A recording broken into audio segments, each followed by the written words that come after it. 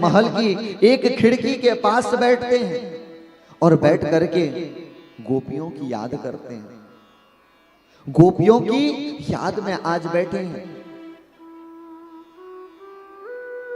बैठ रहे हैं। और ठीक जब समय हुआ, वो आते हैं यमुना के तट पर, क्योंकि प्रत्येक दिन राधा रानी भगवान श्री कृष्ण के लिए यमुना के माध्यम से पुष्प भेजा करती, एक पुष्प भेजती। वो जल वृंदावन से मथुरा की ओर जब आता, जैसे ही वो पुष्प आता, आज कृष्ण कन्हैया इंतजार कर रहे हैं कि कब वो पुष्प आएगा। लेकिन आज जैसे ही देखते हैं कि देखते देखते वो पुष्प नहीं आ रहा है। भगवान श्री कृष्ण कन्हैया अचेत हो रहे हैं कि इतना समय हो गया, राधिका ने मेरे लिए पुष्प क्यों नहीं भेजा। और जैसे पुष्प देखा कि वो फूल आया, लेकिन वो मुरझाया हुआ था। जैसे ही मुरझाया हुआ पुष्प को देखते हैं, आज श्री कृष्ण कन्हैया भगवान अचेत अवस्था में बैठ गए। भगवान श्री कृष्ण को अचेत देख करके सभी आज आश्चर्य हो गए। उद्धव जी महाराज कहते हैं, हे स्वामी, आपको क्या हो गया? आपकी इस प्रकार की स्थिति क्यों? कृष्ण भगवान कहने लगे कि मुझे ब्रज की याद आ रही है, मेरी राधिका की याद आ रही है, ब्रज के ग्वाल बाल की याद आ रही है। लगता है मेरी राधिका ठीक नहीं है, मुझे उसकी याद आ रही है। आज जैसे इस प्रकार से कहते हैं, उद्धव जी महाराज कहने लगे, स्वामी, आप वो ब्रज के ग्वाल बाल के लिए रो रहे हैं। अरे वो माया है और आप माधव हैं।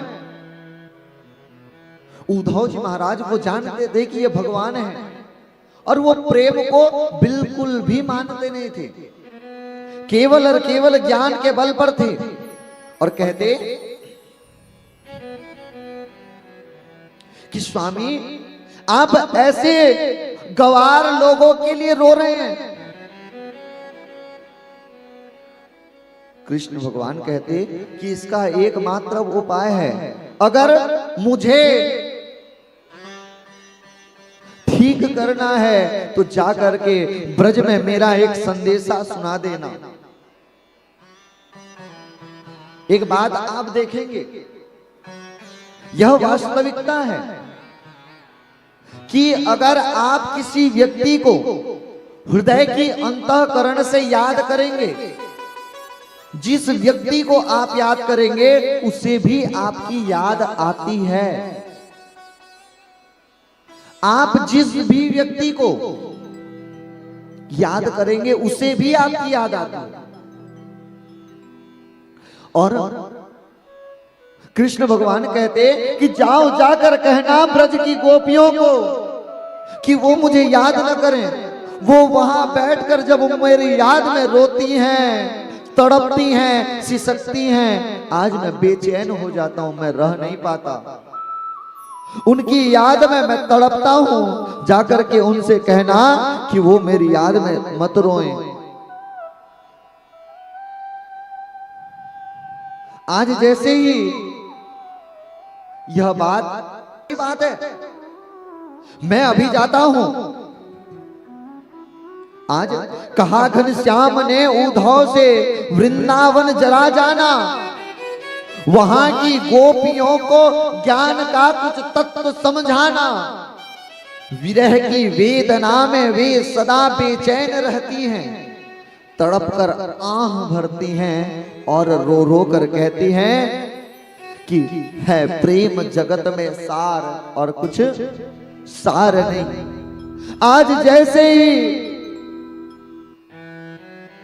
कृष्ण भगवान कहते कि जाकर के कहना, उद्धव जी महाराज कहने लगे, कहा उद्धव ने हंसकर, अभी जाता हूं वृंदावन, जरा देखूं कि कैसे कठिन है ये अनुराग का बंधन, है कैसी ये गोपियां जो ज्ञान बल को कम बतलाती हैं और निरर्थक लोक लीला का गान गाती हैं।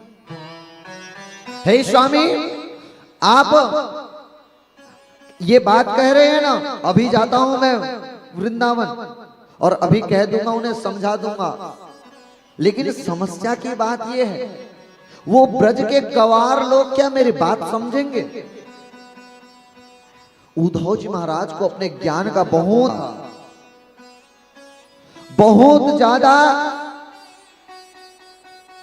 अहंकार था कि अगर है इस संसार में केवल तो ज्ञान है, प्रेम को वो कुछ मानते ही नहीं थे, वो तुच्छ मानते थे। आज जैसे ही बढ़ने लगे, कृष्ण भगवान कहने लगे, अरे उद्धव रुक जाओ, आप सोचते हो कि मैं जाकर समझाऊंगा, ऐसे बढ़कर चले गए ना तो तुम्हारा समझाना कोई सुनने की बात नहीं है, वो कोई सर उठाकर आपको नहीं देखेंगे। गोपियां कोई भी पुरुष को नजर उठाकर नहीं देखती, वो एक पुरुष को जानती हैं, वो है केवल और केवल कृष्ण। आज भगवान श्री कृष्ण उद्धव जी महाराज को अपना वस्त्र देते हैं और जैसे ही वस्त्र दिए और कहने लगे कि अब जाओ ये वस्त्र पहनकर, ये वस्त्र जब पहनकर जाओगे ना, बात करना तो अलग विषय, एक बार आपकी बातें सुन लेंगे। ऐसे ही चले गए ना, कोई आपको देखने वाले नहीं हैं, आपको कोई देखने वाले नहीं है।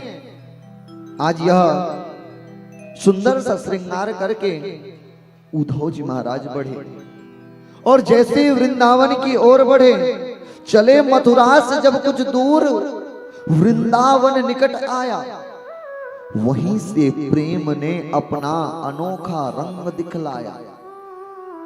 उलझकर वस्त्र में कांटे लगे उद्धव को समझाने, तुम्हारा ज्ञान पर्दा फाड़ देंगे ये प्रेम दीवाने। हे उद्धव, जो ये ज्ञान की पोटरी लेकर आ रहे हो ना, ठहर जाओ। आज मानो जैसे वृंदावन प्रवेश किए, कांटे उद्धव जी महाराज के कपड़ों को पकड़ लिए और कहते, ये वृंदावन है, यहां ज्ञान की सारी पोटरी तुम्हारी धरी की धरी रह जाएगी। उद्धव जी महाराज से कहते, हे उद्धव, अपनी ज्ञान की पोटरी को जरा संभाल कर रखना, कहीं हमारे श्याम सुंदर की विरह में जो अग्नि जल रही है, कहीं तुम्हारे ज्ञान की पोती जलकर राख न हो जाए, कहीं जलकर राख न हो जाए।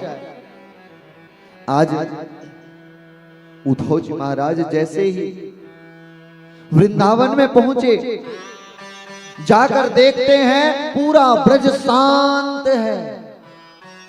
ऐसे स्थिति ब्रज में कि आज यमुना अपना करलो छोड़ करके शांत होकर बह रही है। जाकर देखती हैं कोई गाय घास नहीं खा रही, वो गाय सूखी अवस्था में आ गई हैं। उद्धव जी महाराज पूछने लगे कि हे गाय, तुम भोजन क्यों नहीं कर रही हो? गाय कहते कि क्या भोजन करना, क्या भोजन करना, भोजन करके क्या लाभ है? उद्धव जी महाराज कहने लगे, तुम अगर भोजन नहीं करेंगे तो दुग्ध देना बंद कर दोगी। तो आज कहने लगे कि ऐसे दुग्ध का क्या कपाम, उस दुग्ध का कोई काम नहीं है जिस दुग्ध को पीने के लिए श्याम सुंदर नहीं है, वृक्ष में फल नहीं आ रहे हैं, वृक्ष मानो ये संदेश देते कि अब हमारे फल का क्या काम।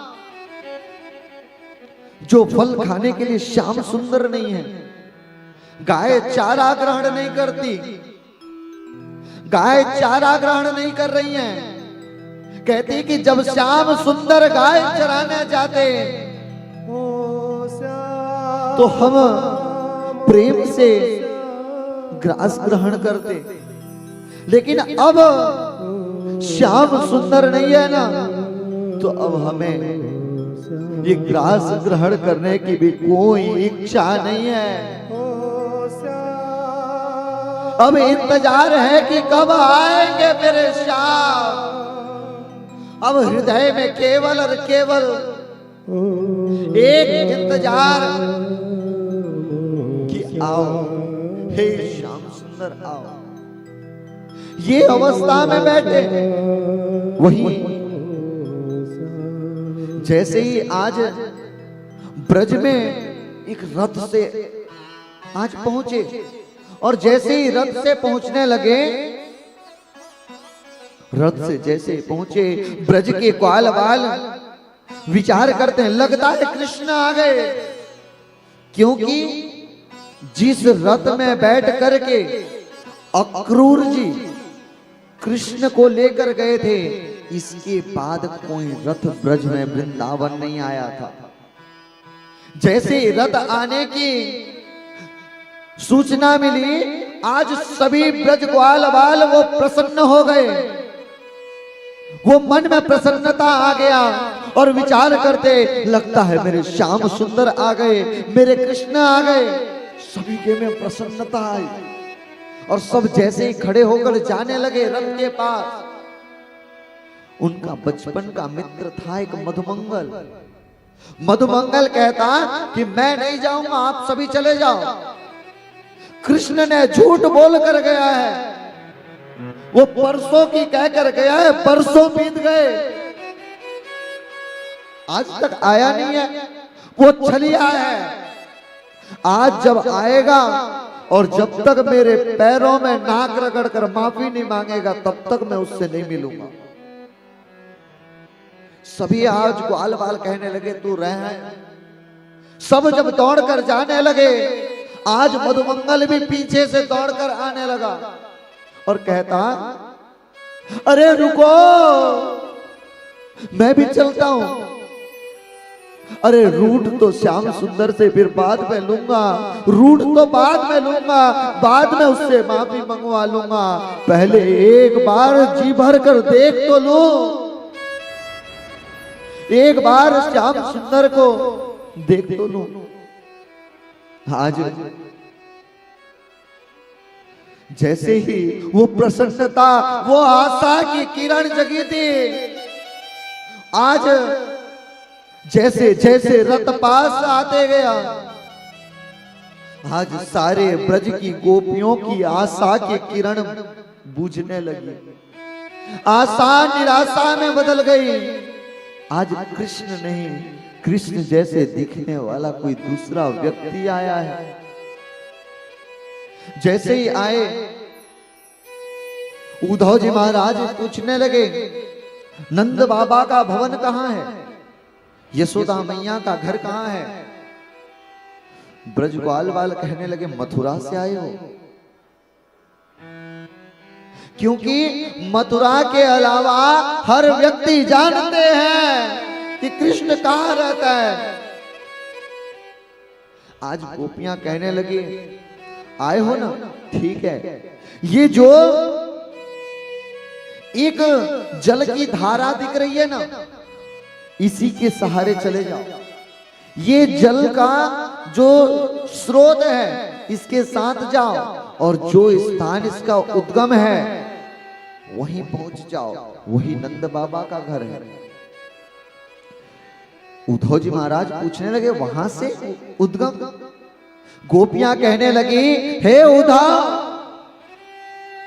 इसे कोई साधारण जल मत समझना, ये कोई साधारण जल नहीं है, ये श्याम सुंदर की याद में, श्याम सुंदर की पुकार में जो ब्रज की पूरी गोप ग्वाल नंद बाबा के भवन में बैठकर रोते हैं, जो उनके घर में तड़पते हैं, सिसकते हैं श्याम सुंदर की याद में, वो सभी के नेत्रों के अश्रु जल एक धारा के रूप में आज बहकर जा रही है। इसी के सहारे बढ़ने लगे और जैसे ही बढ़ते हुए आज नंद बाबा के द्वार के यहां पहुंचे। जैसे ही द्वार के यहां पहुंचे और जाकर आवाज लगाते हैं, जैसे ही जाकर आवाज लगाए, अरे ओ नंद बाबा, ओ यशोदा मैया। आज जैसे ही आवाज लगाने लगे, आज मैया यशोदा दौड़कर आती है, दौड़कर आई और कहने लगी, शांत हो जा, शांत हो जा, मेरा लल्ला सो रहा है, मेरा लल्ला सो रहा है, जरा शांत हो जा। आज नंद बाबा से कहते हैं, नंद बाबा से कहते हैं, हे बाबा, तुम क्यों उसकी याद में रो रहे हो? कृष्ण ने आपको प्रणाम भेजा है, उसकी याद में मत रो।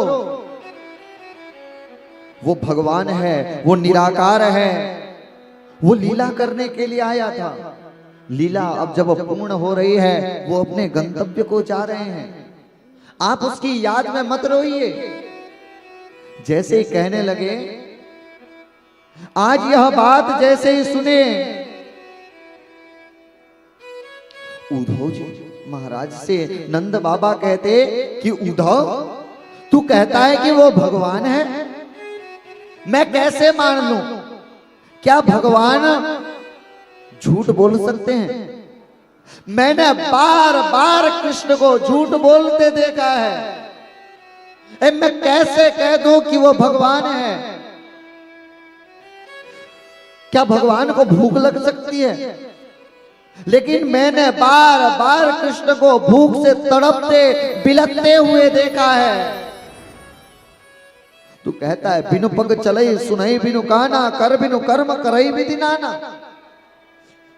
उसके हाथ नहीं है, पैर नहीं है, मुख नहीं है, कैसे कह दूं कि उसके हाथ नहीं है? अरे उसने अपने हाथों से ही जूता ला ला करके मुझे पहनाया है, कैसे कह दूं कि उसके मुख नहीं है? अरे उसने हजारों बार अपने मुख से बाबा कहा है। आज नंद बाबा कहते हैं, ठीक है उद्धव, तू कहता है कि कृष्ण भगवान है ना, ले मान लिया। लेकिन आज नंद बाबा और चीख चीख कर रोने लगे, तड़पने लगे, सिसकने लगे और कहते हैं, उद्धव, अब तक मैंने अपने मन को समझाया था कि जैसे संसार का पुत्र छोड़कर चला जाता है, वैसे ही मेरा भी पुत्र छोड़कर चला गया। लेकिन आज उद्धव तो कहता है कि वो भगवान है, मुझे भगवान छोड़कर चले गए।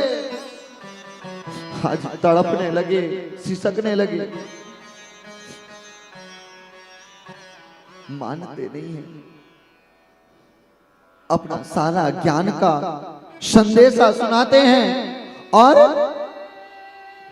उद्धव जी महाराज नंद भवन से बाहर आते हैं। जैसे ही बाहर आए तो देखते हैं कि एक गोपियों की टोली बैठकर रो रही हैं, तड़प रही हैं, सिसक रही हैं। कहते हैं कि हे गोपियों, कृष्ण ने संदेशा भेजा है, मैं उद्धव हूं, वृष्णि नाम प्रवरो मंत्री। मैं आपके पास कृष्ण कन्हैया का संदेशा लेकर के आया हूं। मैं आपके पास संदेशा लेकर के आया हूं।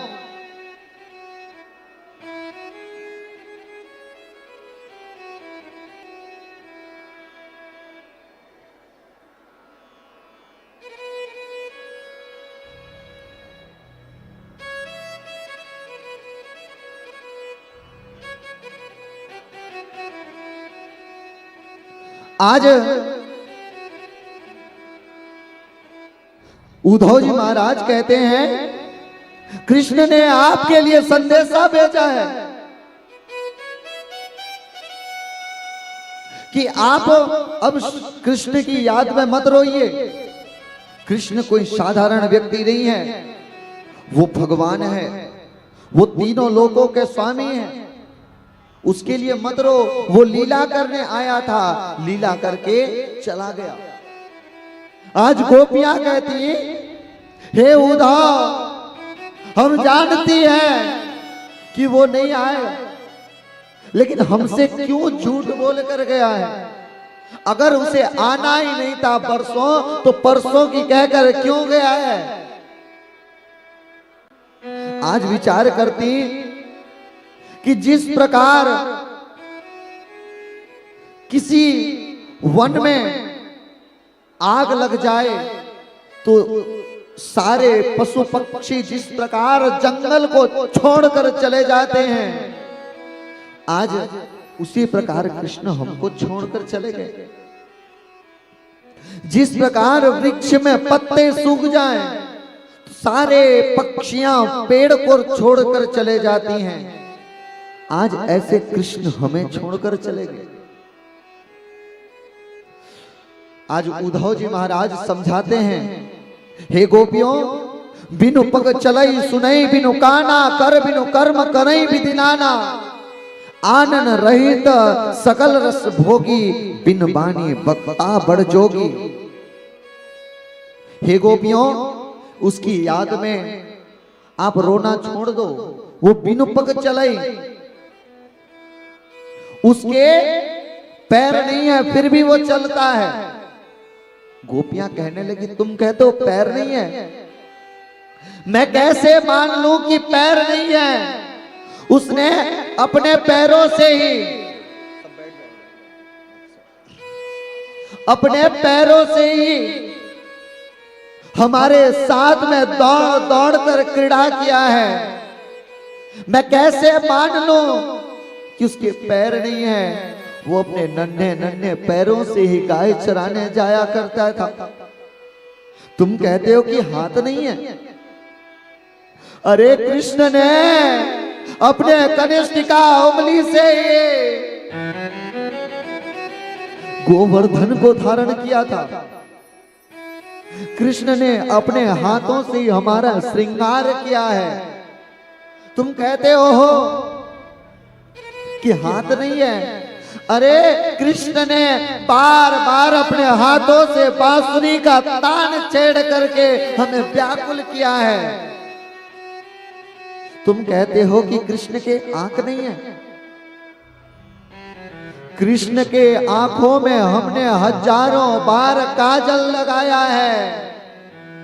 तुम कहते हो कि उसके मुख नहीं है। अरे हमने कृष्ण को माखन खाते देखा है, और आज उद्धव उसके बिना जीने की कोई चाह नहीं है। कभी मर भी जाऊं तो मुझे कोई परवाह नहीं है, लेकिन एक उम्मीद है, एक बार कृष्ण कन्हैया का दीदार करना, वरना इस दुनिया के कोई गम की कोई परवाह नहीं है। उसने कहा है परसों आने के, अगर आना ही नहीं था तो कह देता कि नहीं आऊंगा, हम अपना प्राण त्याग देते। लेकिन उसने परसों आने का वचन दिया है, और यह वचन हमें मरने भी नहीं देता। एक इंतजार श्याम सुंदर को पाने के, जो हमें मरने भी नहीं देता। आज इस प्रकार से एक गोपी की समूह को छोड़कर जब अगली आगे बढ़ते हैं, आगे देख रहे हैं एक गोपी वृक्ष से लिपट कर रो रही है, वृक्ष से लिपट कर रो रही है। और आज वृक्ष गोपी को समझाती, हे गोपी अब कृष्ण नहीं आएगा, उसकी याद में मत रो। वो छलिया था, छल कर चला गया, वो नहीं आएगा, उसके लिए रोना बंद करो। गोपी वृक्ष से कहते, अरे ठीक कहती हो कि मैं ना रहूं श्याम सुंदर की याद में, लेकिन मुझे ये बताओ, मैं तो ना रो, लेकिन आप क्यों रो रहे हो श्याम सुंदर की याद में? आज सभी व्याकुल हैं, तड़प रहे हैं, सिसक रहे हैं हमारा। आगे जैसे ही अगली गोपियों के पास पहुंचे, गोपियां कहने लगी, हम जानती हैं कृष्ण को, कृष्ण एक जन्म का नहीं, वह जन्म जन्मांतर का छलिया है। त्रेता में राम बनकर जब आया, बाली को छिपकर मार दिया। शूर्पणखा ने प्रेम का प्रस्ताव लेकर आया तो उसके नाक कान कटवा दिए। बलि से 3 पग जमीन की मांग रखा और सारा ब्रह्मांड ले लिया। ये आज का नहीं, जन्म जन्मांतर का छलिया है। उद्धव जी महाराज कहने लगे, अरे छोड़ो उसे, कब तक ये प्रेम में रहोगे? ये निरर्थक लोक लीला को, इस लोक लीला को छोड़ो। आज गोपियां पूछने लगी कि इससे लाभ क्या होगा? गोपियां पूछती कि इससे लाभ क्या है? उद्धव जी महाराज कहने लगे कि आप ब्रह्म को मानिए, ये निरर्थक लोक लीला को छोड़िए, जिससे आपको स्वर्ग की प्राप्ति होगी। गोपियां पूछने लगी कि स्वर्ग में मिलेगा क्या? वो कहने लगी कि भगवान की प्राप्ति हो जाएगी, भगवत प्राप्ति। गोपियां पूछती, क्या वहां पे भगवान का नाम स्मरण कर पाएंगे? उद्धव जी महाराज कहने लगे कि नाम की क्या आवश्यकता है, भगवान साथ रहेंगे। गोपियां कहने लगे, ठोकर मारते हैं ऐसे स्वर्ग को जो भगवान के नाम से दूर रखे। हमें तो ऐसा घोर नरक दे देना जहां पे भगवान का नाम स्मरण होता रहे। हम नरक की यातना सहन कर लेंगे, लेकिन भगवान के नाम से, भगवान की याद से हम दूर होना नहीं चाहते। आज कहते कि अपना मन लगाकर तो देखो। उद्धव जी महाराज कह रहे हैं कि अपना मन लगाओ। गोपी कहती कि कहां से लगाएं? श्याम तन श्याम मन, श्याम ही हमारो धन, 8 याम उदो हमें, श्याम ही सो काम है। तुम कहते हो मन लगाओ, कहां से लगाएं? मन तो एक था ना, वो श्याम सुंदर पर लग चुका है।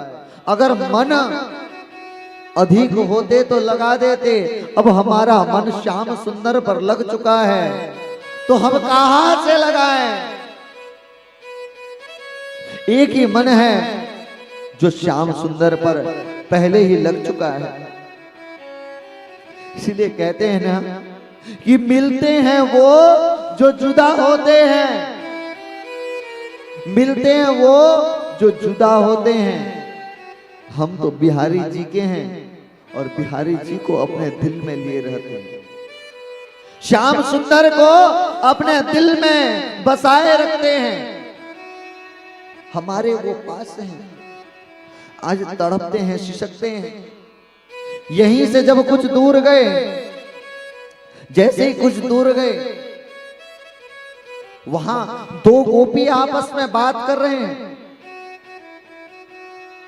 2 गोपी आपस में बात कर रहे हैं। एक गोपी दूसरी गोपी से कहती, अरे बहन एक घटना बताऊं, मैंने सपने में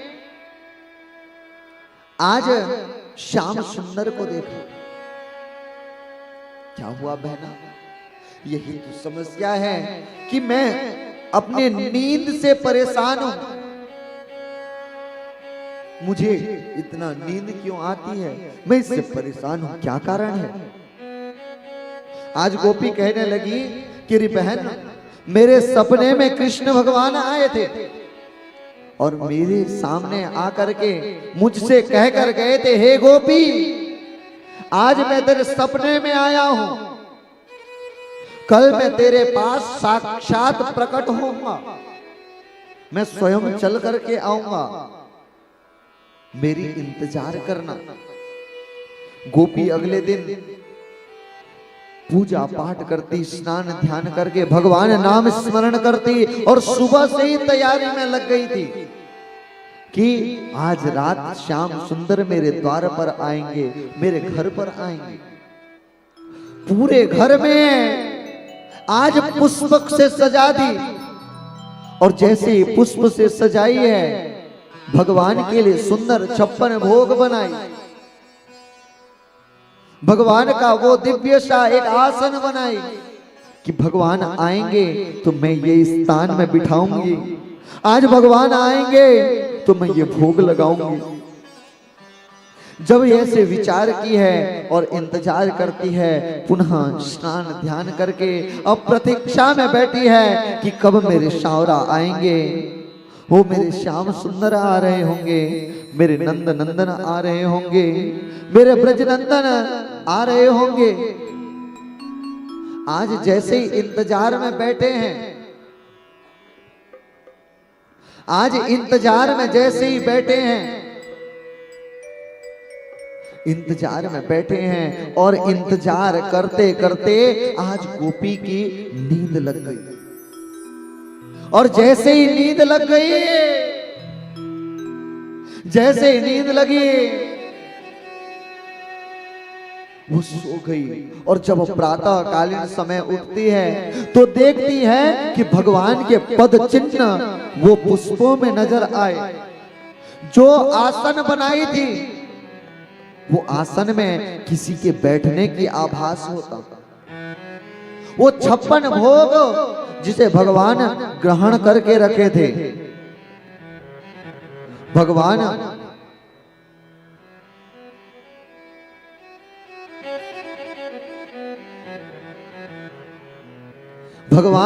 वो दिव्य सा भोजन को ग्रहण करके रखे थे। गोपी रोने लगी, तड़पने लगी, सिसकने लगी कि हाय मेरा दुर्भाग्य, श्याम सुंदर मेरे घर पर आए थे, लेकिन ये नींद के कारण मैंने भगवान का सेवा नहीं कर पाई। भगवान मेरे दर पर आए थे, द्वार पर आए थे, मेरे सत्कार नहीं कर पाए। रे बहन, मैं अपने नींद से परेशान हूं, कोई मेरी नींद को चुरा कर ले जाए, कोई नींद कोई खरीद ले मुझसे। अगली गोपी कहती, बहन मैं भी परेशान हूं। तू कहती नींद आने से परेशान है, मैं नींद न आने से परेशान हूं। बहन, मेरे भी सपने में कृष्ण आए थे और मुझसे कह कर गए कि आज थोड़े समय के लिए आपके सपने में आया, कल आपके सपने में मैं आऊंगा और रात भर आपकी सेवा स्वीकार करूंगा। आज गोपी संध्या का सब समय हुआ, वो दिव्य सा श्रृंगार के और श्रृंगार करके उनके इंतजार में आज घाट में लेट गई और सोने का वो प्रयास कर रही है कि मैं सो जाऊं, आज जल्दी सो जाऊं तो श्याम सुंदर मेरे सपने में आए, जिससे उनका सेवा कर सकूं। लेकिन आज इंतजार करते करते शाम से सुबह हो गई, लेकिन गोपी के आंखों में नींद नहीं आई। जब नींद नहीं आई, जब नींद नहीं आई, तब कहते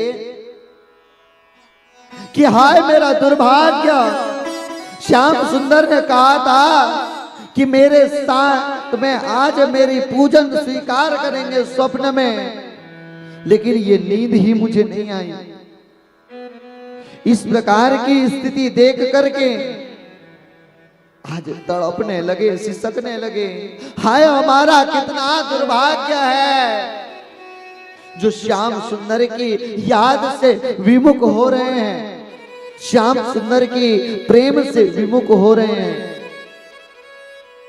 आज इस अवस्था को देखकर विचार करें, क्या अवस्था है ये ब्रज में।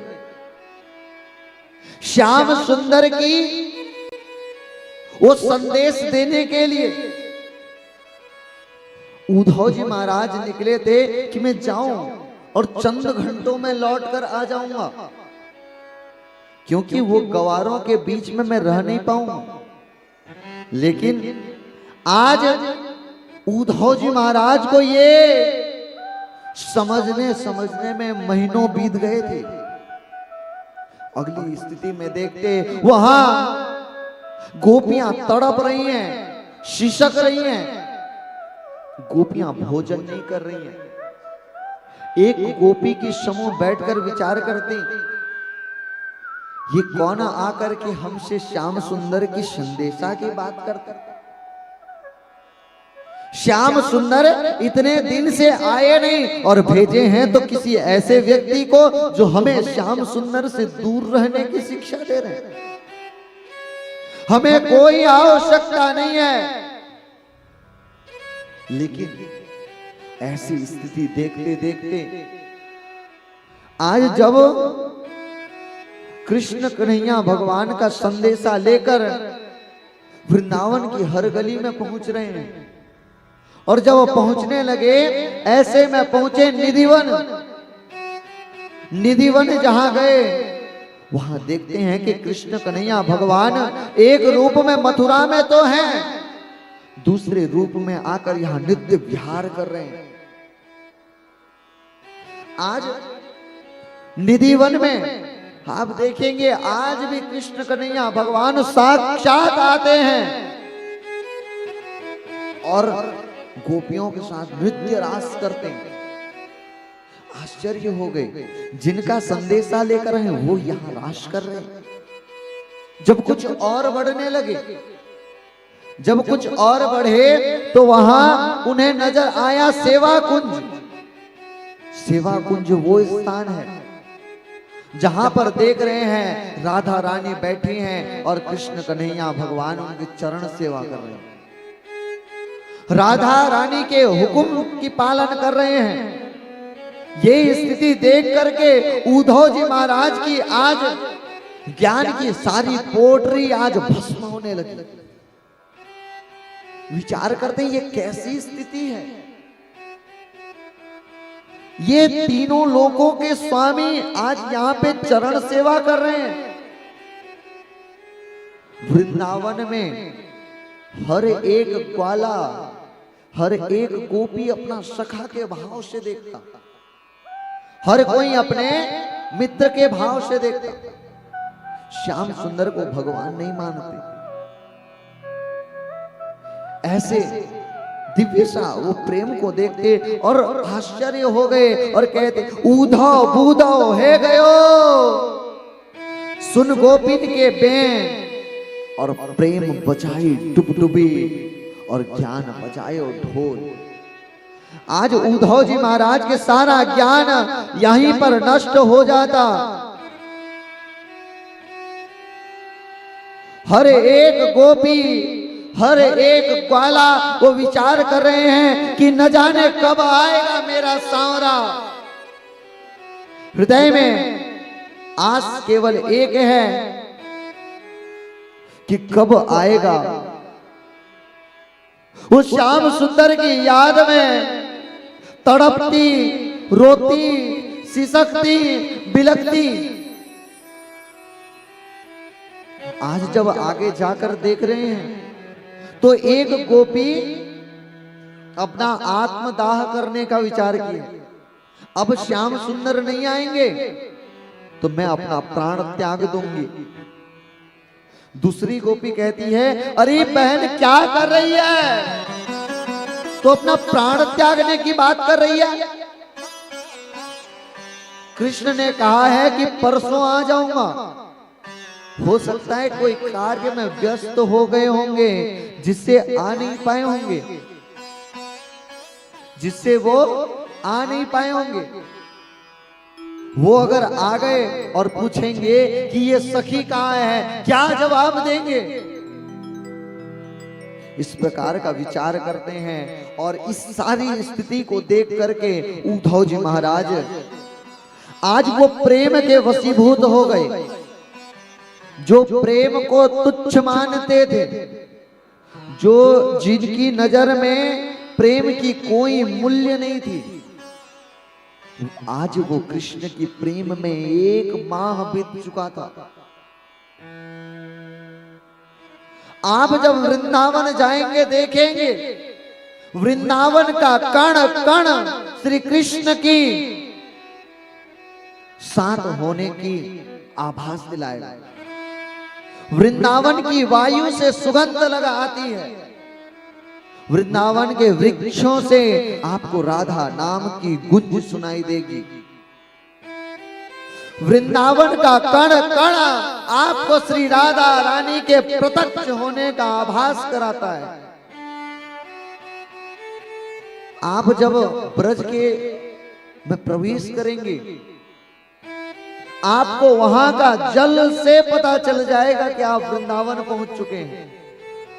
ऐसी स्थिति जैसे ही देखे हैं और उद्धव जी महाराज विचार करें कि अब मेरे बस की बात नहीं है इन्हें शिक्षा देना,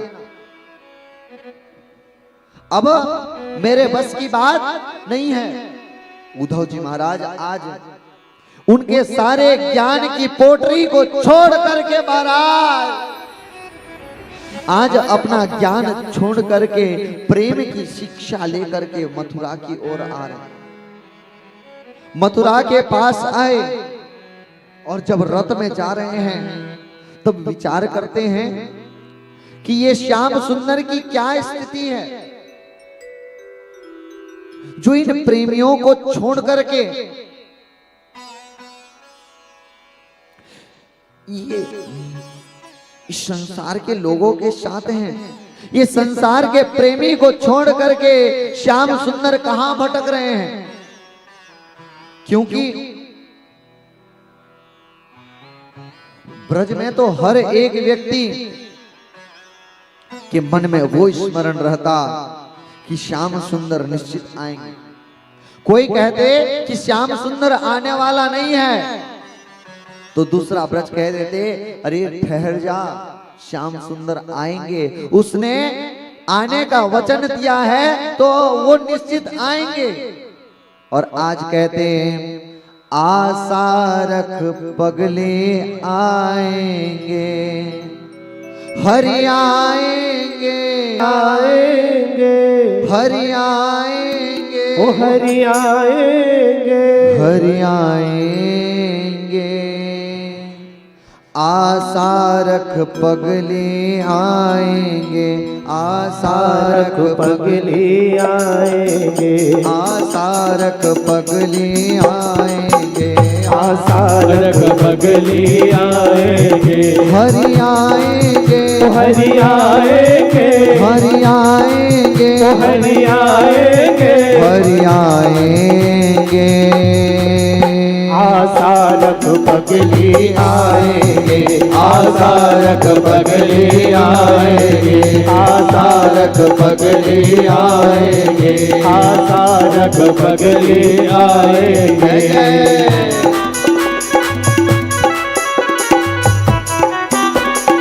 बोलिए श्याम प्यारे जय हो।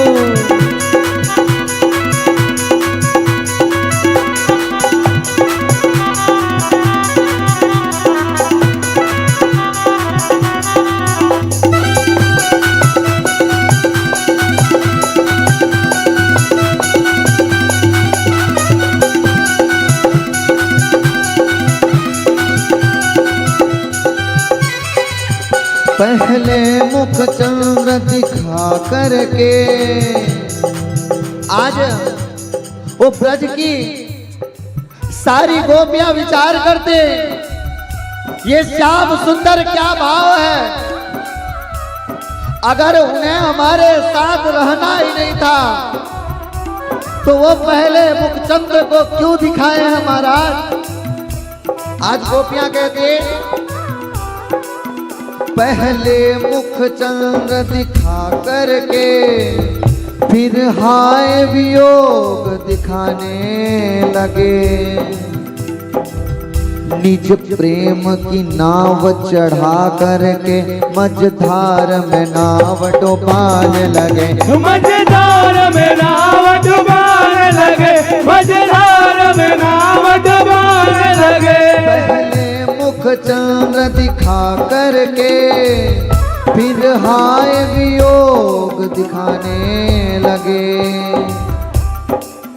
निज प्रेम की नाव चढ़ा करके मझधार में नाव डुबाने लगे। मझधार में नाव डुबाने लगे, मझधार में नाव डुबाने लगे। हरि आएंगे, हरि आएंगे, हरि आएंगे, हरि आएंगे, हरि आएंगे। आसारक पगले आएंगे, आसारक पगले आएंगे, आसारक पगले आएंगे। बोलिए श्याम प्यारे जय हो।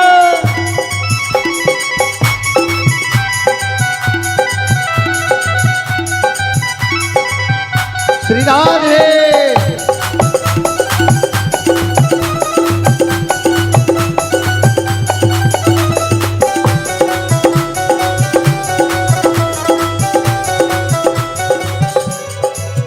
बस एक ही बार हंसा करके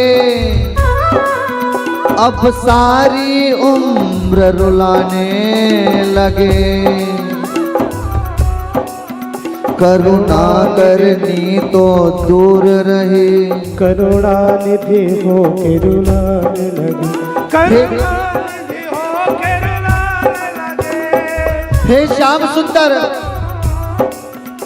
अगर हमें रुलाना ही था, अगर तड़पाना ही था तो क्यों हंसाए हो। अगर आप भगवान है ना, आप करुणा निधि हैं, आप करुणा निधि हैं, तो क्यों आज हमें रुला रहे हो। आज गोपी कहती है, बस एक ही बार हंसा करके अब सारी उम्र रुलाने लगे। करुणा करनी तो दूर रहे, करुणा निधि हो के रुलाने लगे। ओ करुणा निधि हो के रुलाने लगे, करुणा निधि हो के रुलाने लगे। हरि आएंगे, हरि आएंगे, हरि आएंगे, हरि आएंगे, हरि आएंगे। आसारक पगले आएंगे, आसारक पगले आएंगे। श्री राधे। हे श्याम सुंदर आओ।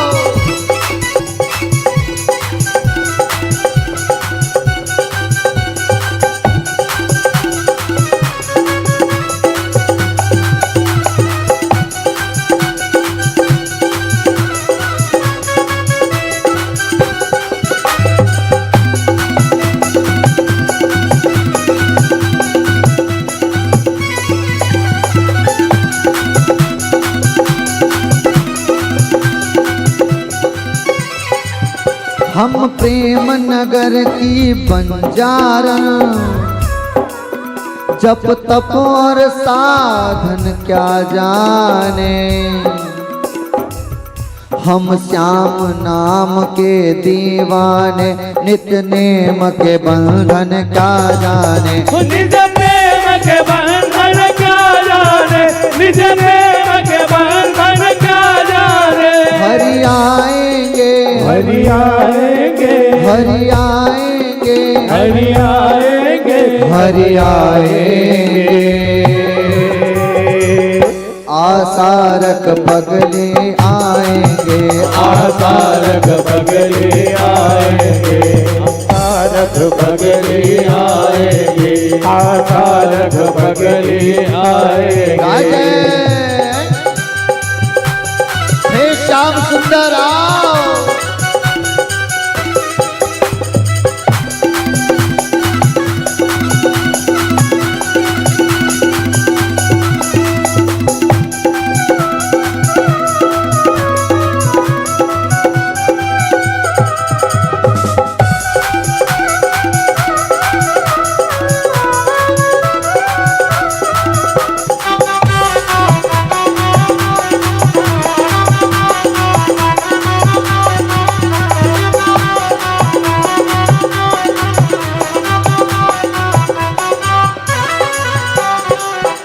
हम ब्रज की भोली गवारनिया। हे श्याम सुंदर, हमें ज्ञात नहीं है आपकी भक्ति कैसी पूजा करनी चाहिए, हमें इस बात का ज्ञात नहीं है। हम तो प्रेम नगर के बंजारन हैं, हमें जब तप साधना कुछ नहीं मालूम, कैसे आपकी पूजा होती है नहीं मालूम। हम तो आपके नाम के दीवाने हैं, हम ब्रज के वो ग्वाल हैं, ब्रह्म ज्ञान की बातें कहां से जाने। आज गोपियां कहती हैं हम ब्रज की भोली गवारनिया, ब्रह्म ज्ञान की उलझन क्या जाने। मेरे और मोहन की बातें एक मैं जानूं या वो जाने। हो एक मैं जानूं या वो जाने, एक मैं जानूं या वो जाने। हरि आएंगे, हरि आएंगे, हरि आएंगे, हरि आएंगे, हरि आएंगे। आसारक पगले आएंगे, आसारक पगले आएंगे, आसारक पगले आएंगे, आसारक पगले आएंगे। हरि आएंगे, हरि आएंगे, हरि आएंगे, हरि आएंगे, हरि आएंगे। आसारक पगले आएंगे, ओ आसारक पगले आएंगे, आसारक पगले आएंगे, आसारक पगले आएंगे। प्यार झूठा सही दुनिया को दिखाने आजा, प्यार झूठा सही दुनिया को दिखाने आजा। तू किसी और से मिलने के बहाने आजा, तू किसी और से मिलने के बहाने आजा। आजा बड़ा हाथ उठा कर पुकार,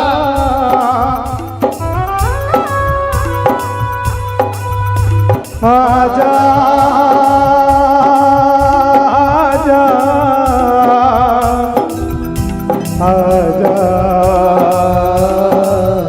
आजा आजा आजा।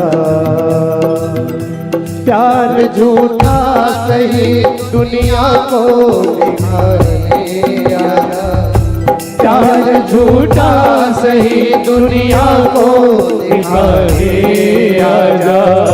तू किसी और से मिलने के बहाने आजा, तू किसी और से मिलने के बहाने आजा।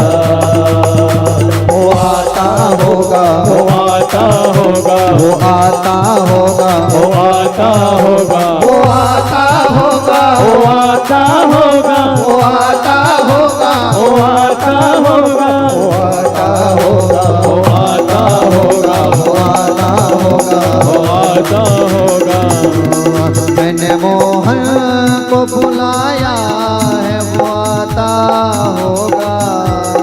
मैंने मोहन को बुलाया है वो आता होगा। मैंने मोहन को बुलाया है वो आता होगा। तुम भी आना, तुम भी आना, तुम भी आना, तुम भी आना, तुम भी आना, मेरे घर आज तमाशा होगा। मेरे घर आज तमाशा होगा। तुम भी आना, तुम भी आना, तुम भी आना, तुम भी आना, तुम भी आना, मेरे घर आज तमाशा होगा। मेरे घर आज तमाशा होगा। तुम भी आना, तुम भी आना, तुम भी आना। ऐ मेरे श्याम लौट के आजा, बिन तेरे जिंदगी अधूरी है। आके तू देख मेरी हालत को, आके तू देख मेरी हालत को, दिल तेरे है खुशी अधूरी है। मेरे श्याम लौट के आया, दिल तेरे हर खुशी अधूरी है। आके तू देख मेरी हालत को, आके तू देख मेरी हालत को, दिल तेरे हर खुशी अधूरी है। मेरे श्याम लौट के आया, मेरे श्याम लौट के आजा। ऐ मेरे श्याम लौट के आजा, बिन तेरे जिंदगी अधूरी है। आके तू देख मेरी हालत को, आके तू देख मेरी हालत को, बिन तेरे हर खुशी अधूरी है। हे श्याम सुंदर, अगर आना ही नहीं था तो आने की वो सूचना या किरण क्यों जगा कर गए हो? हे श्याम सुंदर, आपकी याद में तड़पते हैं, सिसकते हैं। ऐसी अवस्था को देख करके उद्धव जी महाराज बढ़े। ये अवस्था में सारी गोपियां जो आज तड़पती, रोती, सिसकती, बिलखती, इस स्थिति को देख करके उद्धव जी महाराज विचार कर रहे हैं कि मैं क्यों इतना दूर था इनकी भक्ति से। मैं ही, मुझसे कोई अपराध हुआ होगा जो मैं अब तक भगवान की इस प्रेम को नहीं जान पाया। आज उद्धव जी महाराज विचार कर रहे हैं, हे परम पिता परमेश्वर, मेरे अपराध को क्षमा करो। मैंने आपके प्रेम को नहीं जान पाया, आपके प्रेम से मैं वंचित रहा, मेरे को क्षमा करें। आज उद्धव जी महाराज विचार करते और परमात्मा से कहते, हे परम पिता परमेश्वर, मुझे अब मोक्ष की इच्छा नहीं है। ज्ञानी मोक्ष की तलाश में रहते हैं और प्रेमी भगवान की सेवा की। आज उद्धव जी महाराज कहते, मुझे अब मोक्ष नहीं चाहिए, मैं बार बार मुझे जन्म मिले और भगवान के चरण सेवा का अवसर प्राप्त हो। उद्धव जी महाराज कहते कि मुझे अगर जन्म देना तो मुझे वृंदावन में देना, जो ब्रज की इस प्रेम में कृष्ण की भक्ति में लीन रह सकूं। और भगवान अगर मेरे में मैं उसका अधिकारी ना रहूं, अगर कोई मानव ना सही तो मुझे वृंदावन की कोई पेड़ बना देना। हे परम पिता, अगर पेड़ के भी अधिकारी ना हो तो मुझे उस वृक्ष की डाल बना देना। डाल के अधिकारी ना हो तो मुझे उसके फूल बना देना। और मैं फूल का भी अधिकारी ना हो तो मुझे पत्ते बना देना। पत्ता फूल के भी अधिकारी ना हो तो मुझे इस ब्रज के गोपियों के भक्तों की चरणों की धूल बना देना, जिससे मैं ब्रज की उन भक्तों के चरणों के धूल बन करके आपकी सेवा कर सकूं। मुझे प्रश्न देना। हे प्रभु, मोर बनाना तो वृंदावन का बनाना, जहां मैं नाच नाच कर कृष्ण भगवान को रिझाऊंगा। मुझे बंदर बनाना तो बनाना वृंदावन का, जहां ब्रज गलियों में घूम घूम करके कृष्ण की कथा को सुन सुन करके, भक्तों के मुख से राधे नाम को सुन करके अपना जीवन धन्य बनाऊंगा। संत हूं बनाओ तो बनाओ वृंदावन को। कोई संत बनाना तो वृंदावन का बनाना, जहां ब्रज में मांग मांग करके मैं ब्रज में खाऊं। मुझे भिखारी बनाना तो वृंदावन का बनाना, अगर मुझे तोता भी बनाना तो उस वृंदावन का बनाना, जहां राधा रमण कृष्ण राधे का उच्चारण करते हुए अपना जीवन भगवान के प्रति समर्पण कर सकूं।